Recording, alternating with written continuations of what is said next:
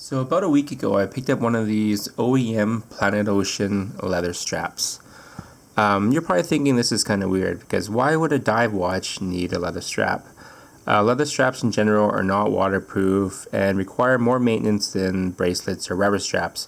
But what Omega did here was they created a strap that is waterproof, made primarily of silicone. So on the back here you can see all the silicone. The silicone here is very durable. You could twist it. It's very soft. It has a nice little grooves here, so it fits very nice on the wrist and doesn't move around very much. And I have to say it is extremely comfortable. On the front here you can see that on the middle that's where the leather is, and on the sides here that is where some silicone is. So the leather is basically like an inlay in there. So the leather is basically completely encapsulated with the silicone, which adds to the durability and comfort of the strap. It has contrasting stitching there, which you can see, and it is a very nice strap. It has an alligator imprint on it, which gives it a little more refinement. The strap here is completely integrated into the case, so you're not going to have any spaces between the lugs or the case. It gives it a very nice, finished, professional or refined look, and I think it does. And let's check out the other side here. The other side, very much the same, alligator imprint on leather. The side is inlaid with leather's inlaid between the silicone. But the thing that I like most is this area here. As you can see, this area here is a different material than the rest. It's more of a harder silicone or harder rubber, which I think is a huge improvement over other aftermarket straps and other or previous Omega straps because it offers much more durability. What I find before is that these holes generally expand and widen as you wear the strap. Then after you wear it for some time, the hole gets bigger, and the snug fit or the fit that you had before you're not going to have anymore because the hole is wider and there's more wiggle room.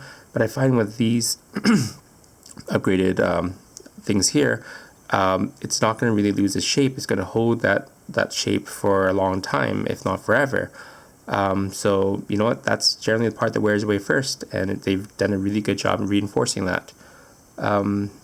So the strap here kind of pulls in together. It's not like a standard strap where this would be kind of flush to the ground, but no, it actually gives a nice fit because dive watches are generally bigger than most watches, so it kind of adds to the fit of the wearer. Let's throw it on to the deployment here. So I have a deployment.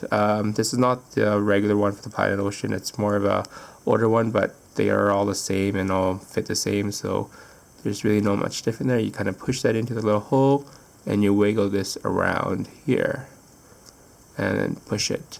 One thing I like about these new straps is because it's entirely silicone on the outside, so it's much more durable than the older ones. I find that these prongs here, they kind of dig into straps, and it kind of makes some marks on the side here, and because it's silicone, it's not going to really show the marks or even get them. That was one of my gripes about kind of the older straps that Omega came out with, but this fit here is very snug. You're not going to move around very much here. It's really, it's very high quality. The tolerances are very tight. And so let's take a look at the watch with it closed up. So here it is again. As you can see, it's all integrated. Has a nice profile here. On the side here you can see the thickness of the strap. And the straps here, these ones are 21 millimeters. So in the new generation of Omega watches, whether it's a Speedmaster, Seamaster, whatever, they changed most of the lug sizes to be 19 millimeters or 21 millimeters, which kind of sucks because it's pretty tough to find exactly the strap you want in that dimension or in that lug distance here. So if you want to play and you want to kind of get the integrated look, you basically have to go with an Omega strap. And of course, this case I obviously did. But the strap is definitely one of the most high quality strap I've ever handled. It's waterproof, so you don't have to worry about splashes, sweat, or anything like that.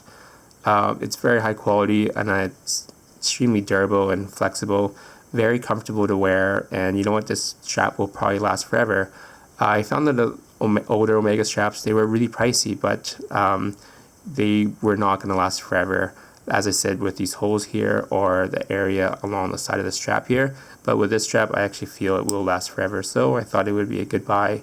Aftermarket straps out there generally are pretty affordable, around $30–40, but the Omega one is a little much steeper than that.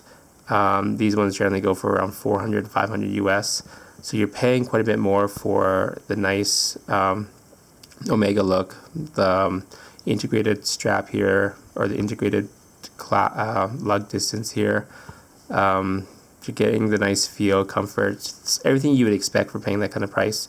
It is a steep price, but there's generally not too many options for straps this nice that integrate well with the watch. Well, that's basically everything. I hope that you've taken something out of this video, and thank you for watching.